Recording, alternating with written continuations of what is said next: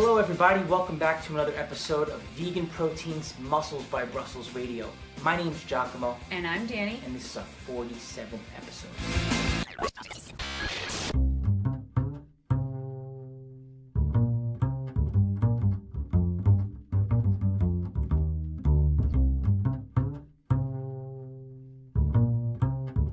So we're just going to dive right in. This was a highly requested episode about people who want to get into the coaching industry or deeper into the fitness industry and want some advice on how to do that and to hear a little bit about how it is that we're able to do this full time.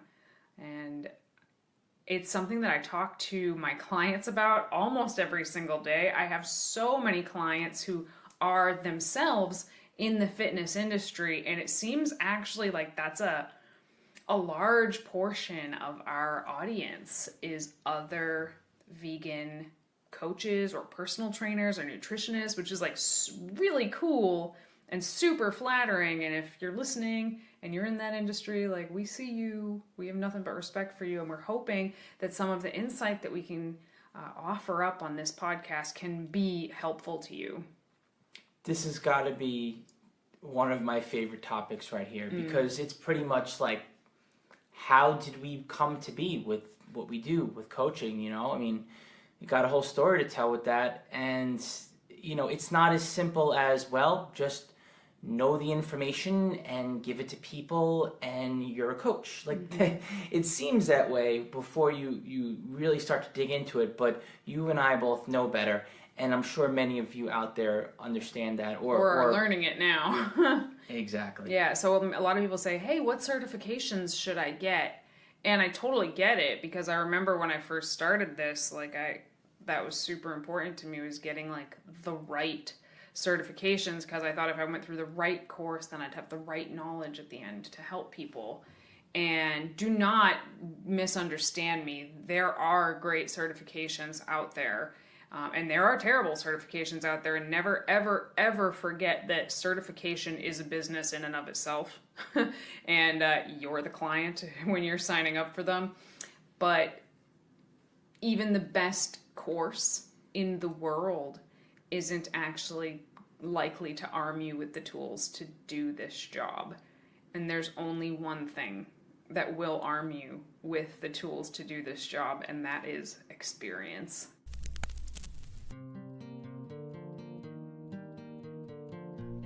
We love teaching just as much as we love writing customized programs for vegans who are into fitness. With our vegan fat loss course, you get the benefit of both. Not only do you get custom macros and also a workout plan, we explain the whys and hows of fat loss throughout our entire self-guided 12-week course. You will have monthly check-ins throughout the plan so that we can update and adjust your macros if needed to make sure you get the results you're looking for.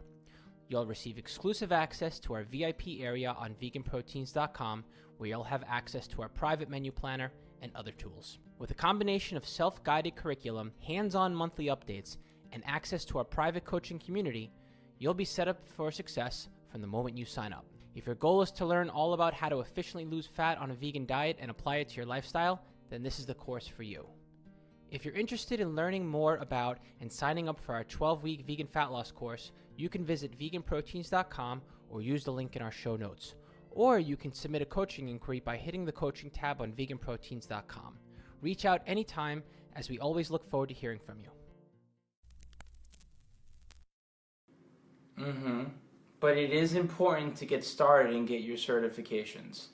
You know, you want to be doing that because, I mean, hey, if you're going to be coaching others, yeah, it's helpful to have experience, but to have the knowledge and to have an organization give you a certificate showing that you've taken their course and taken the time to learn and apply that knowledge towards testing, that matters, you know? So do go out there. So I'm trying to think of the different ones that are available now. I mean, there's so many. Step one, or at least it should be part of step one, is in fact getting certified. Because education is important, and it's important to understand, you know, biomechanics of a human being and nutritional principles and how our body metabolizes this, that, and the other. Like, that's all good stuff to know, but that does not help Joe Schmo who wants to lose 20 pounds. Like, that is only going to come with experience. And how do you get started in that in general? And I think the interesting thing about the fitness industry is, like, there is no one path. Like, there's no specific set way to do it. And if you asked 20 quote unquote successful people in the fitness industry, I bet you they all got there a different way. Like, there's no one, like, you want to become a doctor, here's how you do it. Here's how you want to become a massage therapist, here's how you do it. There's a clear path. You want to become a successful coach, here's 50 different ways to do it. And knowing that, like, just understanding that, I think takes off so much pressure. Yeah, it's true. I'm trying to think about, well, then obviously there's got to be some direction to take, right? And I think the first thing to work on doing is, before you're out there preaching to others what to do, you have to lead by example. You have to practice what you preach, basically. Yeah, and I think that this, you know, like 𝐸𝐿𝐵 said, getting certified can be a good first step. Maybe it's not like the most practical thing in the world, but you'll figure out really quickly if you're passionate about this or not while you're in those courses. If you're halfway through one and you're like, I actually can't stand this topic, then maybe this isn't for you. But if you're halfway through it and you're like, this is so super fascinating, I can't wait to apply this to an actual human being, well, that's a good sign. I'm trying to think. I mean, there are coaches out there that coach others to do things they haven't done before. You don't necessarily have to, you know, engage in the sport or the diet to coach another person to do just the same. Is that right?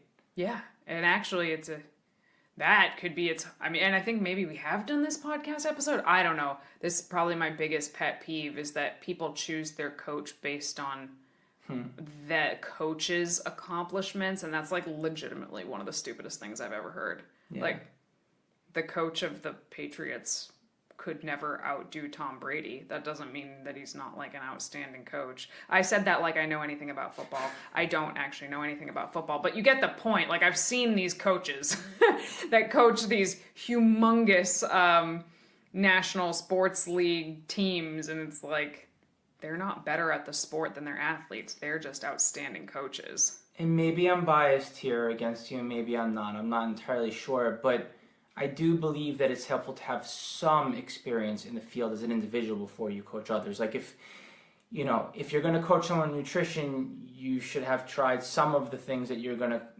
tell someone else to do on yourself. Like, you should be your own guinea pig first. Yeah, to a degree. I think we're getting ahead of ourselves here. Yeah. But yeah, we're way ahead of ourselves here. People just want to know how to get into the industry. All right. Let's back up. Yeah, let's back up. Get certified. See if you actually like this. After that, I would recommend try to get a job at a gym. I said, step one was like, you need experience, right? No one gets hammered like a personal trainer on a gym floor. They just get hammered with people from all walks of life, and that's kind of the thing, is a lot of us get into this because we want to work with a certain type of person, right? But when you're starting out, you don't have the luxury. Think of a tattoo artist, right? Like those hugely famous tattoo artists that have their style and they do just this one thing. They probably didn't start that way. They probably had to do every single butterfly tramp stamp and tribal tattoo that walked in the door regardless, just to earn their chops. And working on a gym floor can be a lot like that. You don't get to work with your special demographic. Like, you work with everybody who got their free startup session. You get to work with, high school football players and 70-year-old geriatrics with busted shoulders, and you have to learn how to work with all of them. And that's a really good way to get experience. The pay is not good, and the hours are not good. It's the crack of dawn and rush hour. But man, do you learn a lot. And again, you'll learn if you like this or not. Mm-hmm. Before you invest all of these like startup costs into, starting your own business. You just get to work for somebody else, learn the trade, and kind of find your footing. Yeah, and I mean these days it's hard to say, right? We're referring to online coaching or in-person coaching, but you know, I think it definitely is some value to having people to coach in person. You know, well, I don't want to say coach per se, because when you're working at a gym, I think it's more Personal training. Yeah, you're more of a there is an ongoing relationship there. And what would you say is the difference between personal training and coaching? Because I think the difference is immense, but I want to hear what you have to say.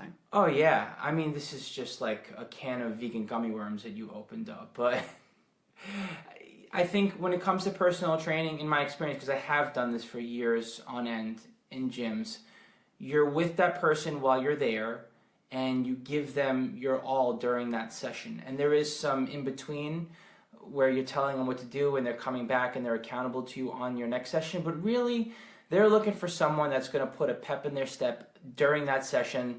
I do think there's an advantage for personal training when it comes to showing someone how to lift. There's no substitute for being able to ask someone if you can adjust their form. You know, and to be able to watch an athlete move from every angle, there is no substitution for that. Or if it's a bodybuilding client, to watch them pose in person, huge, major. But you know, where you lack the ability to really connect and help others with being a personal trainer is that it starts and stops for the most part during that one session. Whereas when it comes to coaching, you are literally building a relationship with your client. It's very emotionally taxing and also rewarding. You really get to know one another. And once you figure out the magic formula for someone's lifestyle and how to get them to apply fitness to it in a balanced way, once you crack that code, there's really no stopping that person's potential. And I think that's the beauty of coaching. It's an art form, really. All right, now I started personal training others in gyms, but that's not how you got started. How did you get into it? So I actually started the way I think a lot of people start, which is just helping their friends and family out. Friends and family say, oh, I want to lose 10 pounds. Like, can you help me? Can you do this or that? And no certifications, no nothing, just my own knowledge, which did include a lot of research that I had done on my own because that's just who I am. I'm a nerd. So I would write meal plans for like my brother or my mother or my friends and take them to the gym with me and show them how to lift. But I had no certifications. But it was a lot of practice with that, I guess. But it was kind of like I'd write them a meal plan and just like send them on their way. But they were my friends, so I'd hear from them. But I would never really tweak them or change them or anything. I would just be like, here's the meal plan, and send them off. And then when I moved to Portland, Oregon with you in 2008, I got an internship with a gym, and they paid for my certifications. So to back up, this is something that happens at a lot of gyms. I said you could start in a gym, and if you do start in a gym, a lot of times, even if you're not certified, they will help you get certified. So that's an option for a lot of people. So they paid for my certification with AFA, I believe, personal training and group training, which I never ever used. But yeah, there was a very slow gym, so there wasn't a lot of training people, but I was still doing my fitness thing and occasionally giving fitness advice and nutrition advice to people.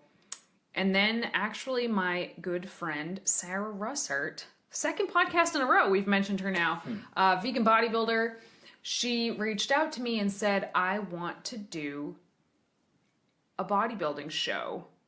Like, basically, you know more about nutrition than anyone else. Will you help me? And I was like, oh, cool. Yes, I will help you. So for free. And this is what I tell everybody who asks me. For free, I worked with Sarah and basically said, yeah, I'll totally do this. Just like let people know that that I helped you, right? And at this point, I was not looking to make this my career at all. But Sarah was so successful with her bodybuilding prep, and her transformation was so awesome. And that people started asking me left and right, can you write me a meal plan? Can you write me a meal plan? It helped that Sarah had some kind of a following for 2008. She had some kind of a following. She had just won the Donut Wars on the Food Network, which is pretty awesome. In case you didn't know that about Sarah, how cool is that? But the point was, this was my first time actually like, okay, we're going to check in every week. I knew enough about bodybuilding and I had studied enough about bodybuilding to start sort of practicing on somebody. And I practiced on her. And this was my beginning of building a coaching relationship with somebody. And after that, lots of people, just word of mouth, started asking for meal plans. So I started writing meal plans for people. Actually, like an overwhelming amount of people started asking for meal plans. This was back in 2011, I believe. And that was also a huge amount of practice there. Also around the same time, I did get certified with Cornell, the plant-based course that they have there, and precision nutrition as well. So even though I kind of talked some shit about certifications at the beginning, there are some good ones and there are some really valuable ones. But I can't tell you how many people I've seen that have those certifications that have never done anything with them because they have nobody to practice on. So here's my advice. If I have one piece of advice for you to take away from this, if you are just trying to get your foot in the door as a coach a few people for free and just have them, if anybody asks, just tell them I helped you out and send them my information. That is the number one reason that Vegan Proteins is what it is today. So holla at Sarah Russert for that. But to this day, I still have a handful of people that I coach for free with that caveat. Like, yeah, if anyone asks, just say it was me. Now I'm in a place where I get to pick exactly who I want to do that with. So. Yeah, I'm thinking of Omar Isuf. Mm-hmm. And he was saying the same thing, like, even though, he's gotten to the point where he doesn't have to coach anyone for free. He has all this success in the fitness industry, but he still chooses to because he thinks it's important to give back, and provide that coaching experience for others just for the sheer, for the sheer love of the game, basically. Yeah, and I totally agree. Like, we don't have to do that. We're full all the time, but I still like to do it because I still like what I do. And that's important. That's a separate topic. But so after you get some certifications, find some people and coach them for free. Now, let's talk about what it actually means to be a coach. Because we had some missteps. When I look back at that first bodybuilding prep for Sarah, I'm like, oh God, I'm so sorry I put you through that, girl. Because at the time, I didn't really know what I was doing. And I think that's important for a lot of people to know, is they think that in order to help someone, you need to know everything right now. And no, because you don't, and nobody does know everything, and that's the most important thing. You take like some of the smartest people in the coaching world. I mean, you look at like a Eric Helms or something like that, for example. I'm sure he still has the occasional client that stumps him for a minute and he kind of beats his head against the wall and has to back up and try to figure it out. Like, nobody knows everything about everybody. You just can't. So you have to do the best you can with the knowledge that you have, but you always have to be honest about it. If you don't know, you have to say, hey, I don't know for sure if this is going to work. I have an idea. Let's give it a try. What do you think? Yeah, I think when I first started coaching, which was a couple of years after you, I mean, I had the prior experience, but I wasn't coaching with Vegan Proteins, right? And I started doing one-on-ones with our store, and the thing that I got into was like, well, I want to have conviction in what I do. I want to have confidence in these decisions that I make for clients, and so I'm like, all right, this is the right move. And the more that I've done this, I've come to learn and realize, like, there is no cut and dry. There is no this is the right move. It's trial and error, really. And the longer you work with someone, the better it gets. And I think it just takes time to learn somebody and to apply. And when people with my coaches, like when I'm coach, I say the same thing to my coach. I'm like, hey, listen, you're not bodybuilder Jesus. I know that we're going to make mistakes. We're going to make missteps. I don't think that your word is gospel. I think that we have to try some things and figure out what does and doesn't work. And here's another crazy thing. What works on you today may not work on you in 5 years. And we have to accept that about ourselves, because people like to go back to the plan or the macros that they did, and like, well, it isn't working this time around. There's so many variables. And, that's why I say coaching really is an art, because it's ever evolving, and you constantly have to look at the big picture and what that client is going through and piece it all together and make the best decision you can, and realize you're going to make mistakes, and there's nothing wrong with that. It's a matter of figuring out what direction to continue to take. Yeah, and when someone starts paying you for your services, I feel like there's a lot more pressure, right? There's way more pressure when someone has put their money, they've bet their money on you, basically, and that's a lot of pressure to make sure that you get this person some results. So if you're not quite there yet, if you're not quite in a place where you feel confident enough to do that, spend some more time coaching some people for free and give the advice out to people for free. And so many business people are terrified to like put their information out there because, I don't know, they're afraid someone's going to steal it. And I remember when I was like newer and I was afraid people were going to steal my techniques and stuff like that as well. And now I just understand that the more that I can help people for free, kind of for like no skin off my nose, it doesn't cost me anything to give someone a quick answer. I can't tell you how many questions I answer in my Instagram DMs, not clients, not people I know. They ask me a question, I send them a video response because it takes me 2 seconds to do that, and it might like make someone's day or help them out a lot. But give your information freely, because you will learn from giving out information freely to other people. You might not always be right, but it's a learning experience. And then when somebody is willing to bet on you and pay you, you got to give that person everything you got. You don't just take their money, write them a meal plan, and send them on their way, which is what we did shortly after I started coaching Sarah. People would say, hey, will you write me a meal plan? Will you write me a meal plan? So I was like, oh, we got to like sell a meal plan, because that's what people want. And to this day, 10 years later, that is still what people want. But I refuse to do it now, and here's why. A meal plan is just that.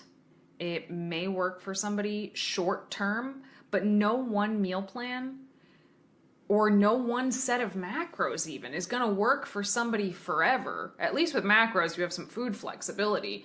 But a meal plan is not going to work for somebody forever, and it felt like shit to me to send somebody off with that and realize like I may never hear from that person again. For all I know, that person took the meal plan that was intended to help them lose 10 pounds and they're eating it to this very day. Like, we don't know. I have no idea. And I didn't like that. That didn't feel good. That didn't feel like coaching to me, because it wasn't coaching. So if you find somebody that sells meal plans, I don't want to say they're like a bad person or anything like that.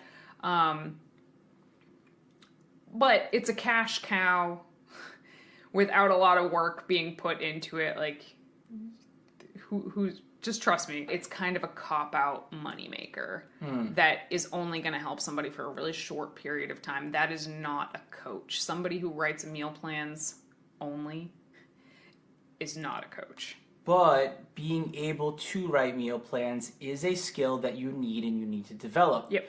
So what I recommend doing, as far as like getting down to your bottom line and figuring out just how to get the skills and get better at them. Yes, you can help others. Yes, you can give out information out freely to whomever's asking, and those are great. But behind the scenes in your office, you should be trying to write meal plans. Just practice writing meal plans. Practice writing workouts. It's as simple as this. Write down 2 or 3 1,500 calorie meal plans, 2,000 calorie meal plans, 3,000 calorie meal plans. Write 10 meal plans out. It might take you a whole weekend. It might take you a whole week. But every time you do it, you will get faster and faster at it, and you will prove to yourself that you can do it. Same thing with workouts.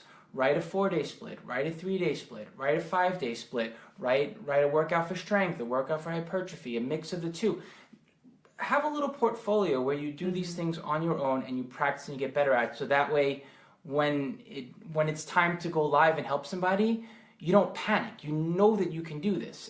And you also don't have to start from absolute scratch with every single client, because you have these, they're not cookie cutter meal plans, they're not cookie cutter workouts, but they're like templates almost, that you can change certain variables to fit the person, and they're still based on sound principles. Like, you don't have to reinvent the wheel for every single person, but you do need to individualize every single program that you send out, whether it's a meal plan or a training program. Yeah, what we like to do is we insist that clients who come to us tell us what kind of foods they like. And I'm telling you, it happens more often than you would think. People do not even tell us what they like to eat. Where they're like, I'll eat anything you tell me to. I'm like, no, I need to know. I'm not building your meal plan until you tell me what you enjoy. Do you like vegetables? Do you like beans? Do you like pizza? Give me something to go off of. And I need more than that. Like, what kind of fruit do you like? I'll do whatever it takes attitude is great and all, but I need to make a meal plan that someone's going to follow. Because I tell you what, every once in a while I piece somebody, I'm like, all right, I'm just going to give you, and they're like, yeah, but I overshot. Like, I'm like, yeah, you did. We need to know how you like to eat, my friend. Mm-hmm. So. Yeah. So once you like actually have a couple paying clients or so, I think the most important thing, see, the funny thing about this podcast is I know what people are expecting. They want to know all the resources, and we will give you resources. We're going to give you resources at the end of this podcast, but the resources and like being the most evidence-based that you could possibly be, it's not even in like the top 5 most important parts of being a coach. Like, number freaking one thing about being a good coach is you have to actually care about your client. I knew it. I knew that's what you were going to. I was like, please say it. Please say it. You have to actually care. These are not little money-making machines for you. These are actual human beings, and you should be goddamned honored. Somebody wants you to essentially have your hand in their life. And I feel like it's very, very easy to let your business, and it is a business, and I understand that, but it's easy to let the business side of things just run everything and like automate too many things, and then it's not a personal relationship anymore. So number 1 thing is you have to care. Number 2 thing is you have to be responsive. Man, I've worked with a few coaches where like sometimes they'll send them something and I won't hear from them for a week. And you're just sitting there twiddling your thumbs. And as a client, I know what that feels like and how stressful that is. There have been times where I like really, really needed to talk about something or other, and I couldn't. Like, I just knew I wasn't going to hear back from my person. And there's nothing worse than sending an email to somebody that you've sent money to, usually like a pretty decent chunk of money to not hear back from them. So like, I'm huge on responsiveness. I'm not going to say like a message doesn't ever slip through the cracks, because it absolutely does when you're working with technology. Like, that happens, and all of our coaching is online. So, occasionally an email will get lost here or there. But over the years, our responsiveness to clients has gotten better and better and better and better, to now, aside from the weekends, if someone sends me a check-in, they will hear from me within 24 hours. And if I have to take a day off for something, I let those people who check in on that day know. And, some people would argue that maybe we're even a little bit like too responsive. Maybe we should like back off or set better office hours for ourselves or something. But again, like, especially when you're getting into it, that's the thing, is it's a labor of love. You're on like 24/7 if you're trying to start like an online business. If you're doing in-person coaching, it's a little bit different. You have to have certain office hours, but like, I can answer someone's email in my underwear. Yeah, and sometimes we do. Sometimes we sure do. But anyway, yeah, and responsiveness is great at all. However, there also needs to be something to it. You literally need to be, I don't want to say bleeding out, but you need to be giving of yourself. If you're just giving like a quick 1 to 2 sentence response, or a quick, 20-second audio message to somebody, it's not enough. Like, you really need to dig into that person's life with them and their week and see how they went with things. Now here, I don't know if we're going on steps here, and maybe you had this in mind already. No, I don't have a plan. A plan. Well, one other thing I wanted to add to the mix over here is that while it is technically the client's responsibility to check in with you, if you don't hear from that client, check in with them. This is easier said than done, and I know it's Way kind of easier a pain. said than done. Yeah, but we have our list of clients, and we expect check-ins from all of them, especially our regulars. If so, it means the world. I have a policy, actually, especially if it's somebody who always checks in really regularly. If they miss one check-in, I just let it go. It happens. Sometimes I miss a check-in with my coach. If they miss one check-in, I'll just let it go. If they miss 2 check-ins, they're going to hear from me. If it's somebody who's continuously not checking in, however, like continuously not checking in, they get like 1, hey, how's it going? Checking in on you, haven't heard from you. Maybe 2, like as a grace. And then after that, it's on them, because yes, it is the coach's responsibility to follow up and like kind of poke somebody and be like, hey, you hired me to keep you accountable. Like, here I am at your doorstep. What's going on? But it is not the coach's job to absolutely babysit somebody and have to track them down. So the part of me disagrees with you is overpowered by the part of me that agrees with you, because if you keep doing that with your client, what you're telling them is that their behavior is excusable. Yep. And that basically they don't have to work for it. So in one sense, I'm saying to myself, well, yes, they're hiring us for accountability, and so we need to give them accountability no matter what. But on the other end, it's like, if you keep doing that, you're telling them it's okay not to work, and it's really not. So I hear you there. Yeah. Some other stuff I want to talk about as far as good habits to develop your coaching skills would be to keep records of what you do. Take notes on your clients. Yeah. I think that's major. Yeah, because at first, like when I had 1 or 2 people, I could just remember. I could remember exactly what we were doing and why we were doing it and what things we had coming up. It was pretty easy. And then several years back, I remember I was like, oh, I have 20 clients. Like, shit, I can't remember what so-and-so's competition date is supposed to be, and I didn't write it down. Now, I'm such an avid note taker, because I know at this point that if I don't write something down, I won't forget the conversation we had, because again, see rule number 1, you have to care. So if I'm talking to somebody about something, I care. But sometimes I'll forget the details. Someone's going on vacation on a certain date. What date was that? I have no idea. When did I say we were going to do this diet break? I know we're doing one. I can't remember when I said we were going to do it. Notes. Take good notes. Yeah, and I think it's also the same way we keep data on ourselves and we don't remember how our bodies reacted a year ago to something. We should be doing the same as coaches for other people. We want to look at how something worked for or didn't work for someone 3 months ago or 1 year ago, whatever, and it helps to have those records too, not just the recent records, to put ourselves back into that conversation. Because you have whatever your client load is, these people, they're in your head. You know what I mean? You're thinking about them all the time. So having some fresh notes to get back into it with them, and not just their feedback for the week, that helps too.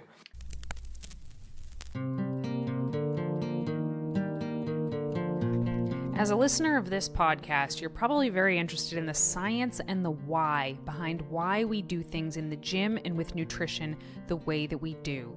And we really wanted to take a minute to recommend to you folks a publication called MASS, which stands for Monthly Applications in Strength Sport. It is the leaders in the industry sifting through thousands of studies to handpick the most relevant information for lifters. And they are not just looking at one study at a time, but looking at hundreds of studies all together in meta-analysis, which is when you study all the studies to tell us basically what the science says about various aspects of lifting, nutrition, training, recovery, and sleep.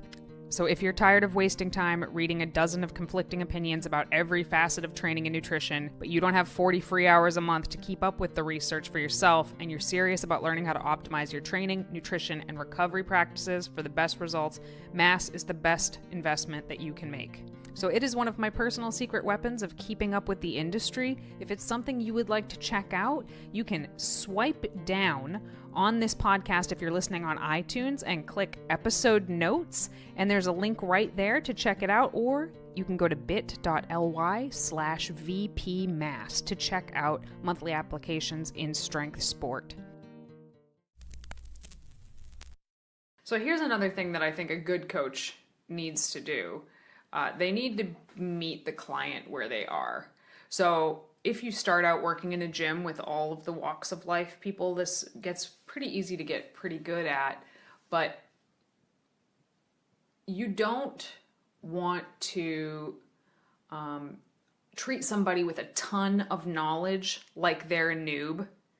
And you don't want to treat a noob like they should have a PhD in exercise physiology. And you don't want to talk to either one of those people in a way that doesn't make sense for them. You don't want to, no matter where somebody is, you have to meet them there. You don't take somebody who's never counted a calorie in their life and give them 3 macronutrients and fiber that they have to meet spread out at 5 times a day and be like, okay, here you go, have fun. But even if they ask for it. Even if they ask for it, which they do a lot. Just give me macros. I'm like, you don't know what a macro is yet. We're going to get there. Okay. We're going to get there. So everything needs to be like steps. There need to be stepping stones to everything. You need to be willing to change the plan. You need to be flexible. And all of that will come in hugely handy. But I feel like we're getting super philosophical. So let's get back to practicalities of getting back in the door. I think you had a point. Go ahead. Yeah, now here's something that I guess is somewhat debatable, but personally, I've found it to be a very valuable experience for me to allow others to coach me even when I can technically coach myself. You know, like I can do my own nutrition. I have for years, but I still, to this day, I hire someone to do my nutrition because just having someone else's methods and just learning from others basically, and just being coached, I think, helps continue to challenge you to become a better coach. That's it. I mean, you just nailed it. Like first of all, I think since I've been doing this, I've been coached by 5 people. And they all had something to teach me. Now, some of it was good, but some of it was bad. Like, some of it was like, wow, I never ever want to be a coach like that. And some of it was like, hey, this is a really cool system. Like, you're not really my style, but you've got some shit figured out that I can learn from you. And then, now we're both working with 3DMJ. You stole my coach. We're both working with Nunez now. But wait a minute. Back up. Actually, Alberto totally restored my faith in the fitness industry in general. After my previous coaching experiences that were way less than good, I was really starting to believe that like there were no good coaches. And I was like, am I like offering way too much of myself to my own clients? Because other people are taking 10 times the money that I'm charging and they're giving like nothing, like absolutely nothing. And then started working with Berto. And I can't believe it, I think we've been working together for like almost 2.5 years now, which is crazy. But I remember the first time he sent me a message, I literally was like, oh my God. Like, he just sent me a 15-minute message just talking to me. And like, he obviously listened to what I had to say. And it was such a breath of fresh air. And totally, literally, I cannot explain enough how much it just like put faith back in me in the fitness industry, and also made me feel like, no, fuck yeah, there are people out there that really do care about their clients and do want to help meet them where they are and help them improve their lives. So it gave me a lot more confidence in what it is we do, and kind of gives us the confidence to talk about what we're talking about right now. Because if you've had bad coaching experiences, like, there are good coaches out there. I swear to God there are. There's a lot of bad ones. I would say there's way more bad ones than good ones in my experience. But, and a following does not indicate a good coach. I'll just say that. But the experience of getting coached, I feel like, has been so valuable. Even from the bad coaches, there was so much to learn about, like, training style or nutrition style or communication style. Like, there's so much value in that. And I have so many clients right now that are, like, fledglings in the fitness industry right now, like, wanting to get better, wanting to build up clientele, wanting to build up a presence on the internet or what have you. And I'm a totally open book with all of them. If they ask me anything, I'm not, like, hiding industry secrets or anything. I want us all to make it. So, and I know that some of them, they don't even need my help that much. They don't need help with their nutrition that much. They could write their own training programs, but they're learning so much about coaching by being coached, like you just said. And I've been on both sides of that. Exactly. And aside from being coached by others, I think it's also helpful to pay attention to other coaches' content that's out there, because you can really grab bits and pieces of things and make them your own. Have your own approach to applying them to your clients. So, maybe you're not in a position where you need a coach, and it would just kind of be the experience wouldn't make sense for you. Maybe you're not working towards some sort of particular fitness goal. But that being said, I think it's still helpful to look into what other coaches are doing and just, like, connect with the community that's out there. The last thing that I want us to talk about is a little bit more of the nuts and bolts of what you know. Kind of coming back full circle to the certifications and your education, because I think there's a huge overemphasis on it and an underemphasis on, like, being a goddamn decent human being. But you can't just be a good human being and be a good coach. But you can be a cyborg with a lot of knowledge and get someone really good results. So, like, you have to have the knowledge. So what are some really, really good resources? So for certifications, I'm going to give you the 3 that I recommend the most. Would be NASM. Not because it's anything special, but because it's good, it covers a lot of ground, and you kind of have to have some certification like that. It's a good place to start. 2, Precision Nutrition. I preferred this to the plant-based Cornell course 100 times over. I felt like it was much more evidence-based. It is not vegan specific, but I kind of like that. Actually, I'm not looking for a program to be biased towards veganism. I'm already biased towards veganism. I want to know what the science says. And essentially, spoiler alert, the science says you could totally be vegan and be a badass athlete. And Precision Nutrition says, okay, here's how you would do that. Of course, there's tests and stuff that mention chicken and eggs, and you have to get the right box to pass the test, but huge amounts of very practical knowledge there. And the third one that I would recommend, that I'm actually currently in the final module of right now, which actually it does have a business module as well, but it's Shredded by Science. They're kind of revamping their whole academy right now, and I'm not sure what they're going to do with it, but I imagine they're only going to take what they have now and make it better. Hey guys, it's Danny from the future here, so I just wanted to let you know that Shredded by Science Academy has rebranded themselves to the Personal Trainer Collective between the time we recorded this and the time it's going public. So that is personaltrainercollective.com, and as I suspected, they're taking what was already great and they're gonna make it better. And I have found it to be abso-freaking-lutely amazing.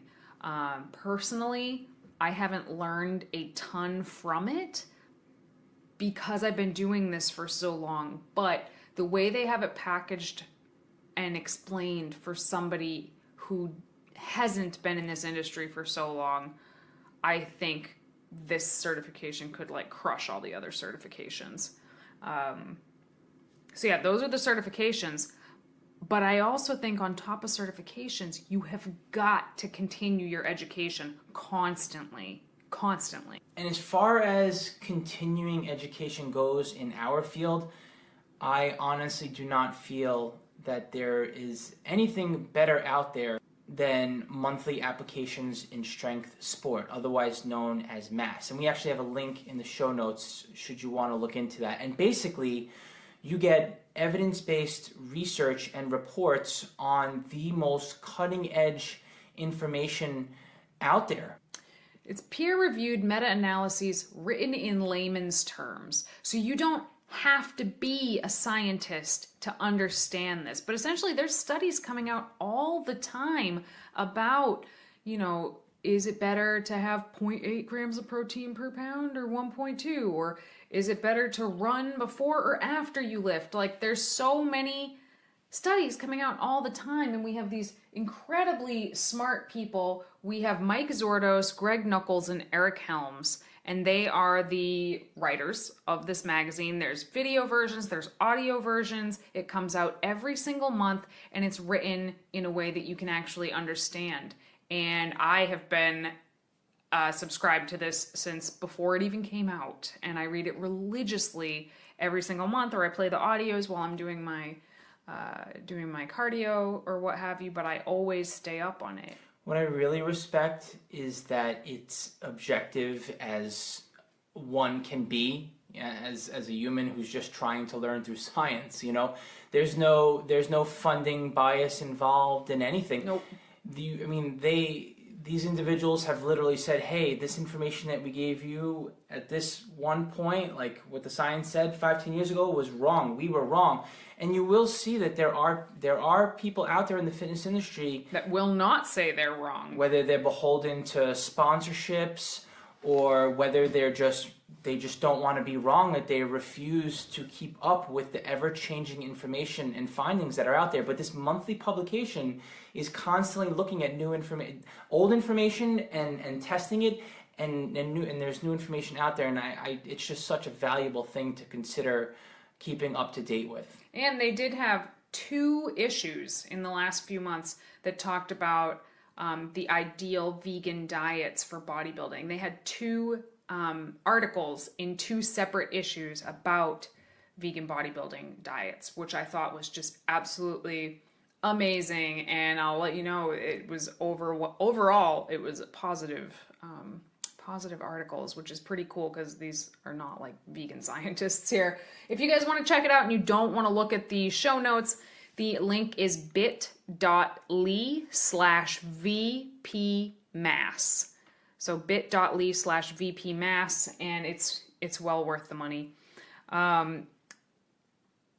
The other thing, I guess I'll give myself a plug here actually, is I wrote an ebook back in 2014 about flexible dieting for vegans. So the huge amount of questions that I get every day is like, how do you calculate this? How do you calculate protein? How do you calculate fats? How do you come up with macros for people? And it is literally in that book, step by step, every single thing that I do, every time I'm calculating macros for people, it's in the book. That book is one of the things I'm most proud of that I've ever done. It's like 120 pages, I believe. Lots of suggestions on how to hit macros, how to track your macros when you're eating out, like why flexible dieting works, which you might know why flexible dieting works, but can you explain it to somebody who doesn't know why flexible dieting works? Yeah, it's a good book. It's on VeganProteins.com. I still stand by that book to this date. And the last thing that if you have not read these books, shame. Like, you should 100% read them. The Muscle and Strength Pyramids. There's one for training and one for nutrition. And they're both amazing. I actually think that my book, you could read that instead of the nutrition one. Yeah, actually. There's more to the Muscle and Strength Nutrition Pyramids book, but mine covers similar topics and it's vegan specific. But the Muscle and Strength Training Pyramids kind of flipped the way I thought about training right on its head. it's way more in depth than I could explain here, but just suffice it to say that I like live and die by that pyramid in terms of how I write my training programs for people. And I live and die by essentially by the pyramids and how I write my nutrition programs for people too. So cannot recommend those enough. Written by Eric Helms. Can you tell I really like Eric Helms? Eric Helms and Andrea Valdez. They wrote those books, and they just released their like second or third edition this past month, and it's awesome.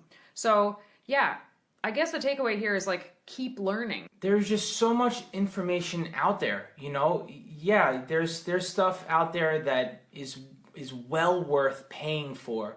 The courses, the books, the monthly subscriptions, and all that. And you know, it's essential, I would say, in many ways. However, there are also tons of free resources out there. We're not the only ones. Yes, we have our podcast, and you know, we're doing our blog now, and we're constantly putting information out there to the community however we can. But like I said, like there's so many other podcasters, YouTubers, content creators that are literally sharing all of their information because, you know, like Danny said before, it's a matter of putting the info out there and working together so we can all become better coaches. There's plenty to go around. So I guess, like, you know, and that goes the same for you. Like, don't be afraid to, there's other vegan coaches out there, like, no, there's room for all of us to help others. One-on-one coaching is a very intense job, and you know, when you're doing it right, you can only handle working with so many people. So believe you me when I tell you, there's always room for another good coach, and you know, they're few and far in between. So if you're looking to be one of them, I encourage you to check out the others like we mentioned out there. Like, go to the Team 3DMJ podcast, check out what they do. You know, listen to De Novo Nutrition's podcasts. Find your favorite. Let's say you're into powerlifting, go to Reactive Training Systems, and look at all the information that they have out there. Like, Jeff Nippard has a really great YouTube channel where he's constantly putting out evidence-based information. There's just tons of resources out there, and I definitely encourage you to check out different resources and see what you can find. So yeah, that we'll wrap this topic up here for now, but you know, we might have opened more doors to more questions here, but like I said earlier, like, we are open books about this. And if you have any questions at all about like more logistics or anything, really, don't hesitate to ask us. We really appreciate when you guys give us questions. It gives us more idea for more content, and it helps us keep producing these for you. So never hesitate to reach out with questions.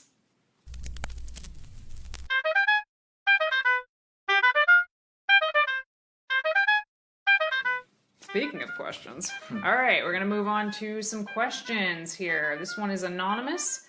And when should you start cutting for summer? I guess this is kind of relative, but, you know, it depends on what your starting point and what your goal is, right? But, so I guess those would be the questions that you would want to ask yourself first. But, and how experienced of a dieter you are is also important. And in general, though, I think it's better to diet slower because you're going to get better results. You're going to retain more muscle. So if we're looking for the summertime, I would say by the start of the year, start considering when you're going to plan your cut. Maybe start to slowly scale back calories instead of just thinking in terms of having like a hard cut / crash diet style. It can and does work for some, and I think it's maybe something reserved for experienced dieters who have more to lose as well. But I think I think more often than not, a slower cut is not only helpful for maintaining muscle mass, but also for one's sanity. The way I like to diet someone is you make them not even realize they're in a diet until they're already in it, and then they're just fully committed. And I think that works time and time again for just the best outcome possible. So I would say slowly start to scale calories back in the beginning of the year. I mean, I'm talking like as little as 50 to 100 calories, and then just progressively get into it. And maybe by the beginning to the middle of the spring, then you can start to really pull back calories to cut for the summer. Alright, let's grab a question for you, Danny. Let's see, what do we have? More anonymous questions. Speak up, people. We want to know who you are. But yeah, let's get this one going over here. Overtraining, is that a thing, Danny? Yeah, overtraining exists. It is a thing. It is very rare, but it does exist. You can overtrain, you can end up in the hospital from overtraining, but you can think of overtraining as the same thing as under-recovering. So there's overreaching, which is kind of built into any good training program. You're going to go through certain periods where your body is doing a little bit more than you can recover from in the gym. But overtraining, as opposed to overreaching, is when you're doing more than your body can recover from for a long, long time. Months. Many, many months. Typically where we see overtraining is more in endurance training than strength training. Because if you, quote unquote, overtrain strength training, let's say you're powerlifting and you're overtrained, well then the weight is just not going to move. And you're very clearly going to be like, oh, I can't lift this anymore. Something is wrong. And you'll know. But with endurance training, let's say it's a marathon runner, you know, essentially you can keep running almost forever. You'll slow down, but you can do it forever without really feeling it. It's like every rep is a step, as opposed to the gym where every rep, like you're doing a 1 rep max in the gym, you're doing like a 4 million rep max when you're running. You're doing a 1 rep max in the gym, so you're very close to your 1 rep max threshold, but when you're running, you could essentially take that step thousands and thousands and thousands of times, so you can't quite feel when you're fatigued doing it until it's too late. So I think in general, it's important to make sure you're sleeping enough. It's important to make sure that you're eating enough to support your training. It's important to make sure that if you are dieting, which kind of in and of itself is under-recovered, like you're not eating enough, you need to make sure you're not doing it for too long, because that will look a lot like overtraining.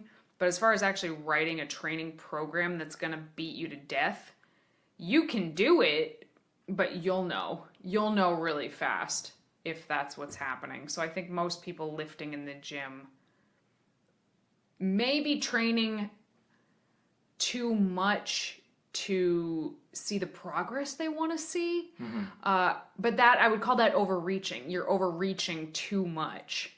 And, you know, a lot of people try to go really hard in the gym all the time. You know, it's like a go hard, go home mentality. But if you're overreaching too frequently, you're not going to make progress. Sometimes the right thing to do is to pull back, and that is actually it is harder to get somebody to pull back than it is to get someone to go balls to the wall. But still, I would still even call that overreaching. Yeah, exactly. So just to be perfectly clear here, both overreaching and overtraining are bad. Let me back up for a second. Overreaching is necessary and is not bad, but you should only be overreaching for, say, a couple of weeks, yes, for example. Yes. Once you overreach for more than a couple of weeks, it doesn't mean you're going to be overtraining. You need to be overreaching for like months on end. Months. And I think overtraining is something, and I think overtraining is something that is reserved for athletes who are intermediate to advanced. Yeah. Because as an athlete who is not intermediate to advanced is most likely just overreaching, feeling really crappy and fatigued, and then just going to stop. But an athlete who is advanced doesn't really know how to stop, like they don't want to stop, and maybe they can overtrain. But regardless, like, don't overreach too much. And if you're overtraining, like, you can be screwed up for a while, months to maybe even years. Yeah, I just want to touch on that one more time. Overreaching is an important part of any progressive training program. So, overreaching is important, but it's a very short period of time per training block that you should be doing it. Exactly. Okay, sorry. All right, everybody, thank you so much for tuning in to another episode of Vegan Proteins Muscles by Brussels Radio. Please feel free to reach out to us on Instagram, Facebook, Twitter, YouTube at Vegan Proteins and at Muscles by Brussels if you have any questions or you just want to continue the conversation. Again, thank you so much for tuning in. My name is Danny. And I'm Giacomo. And we will talk to you soon.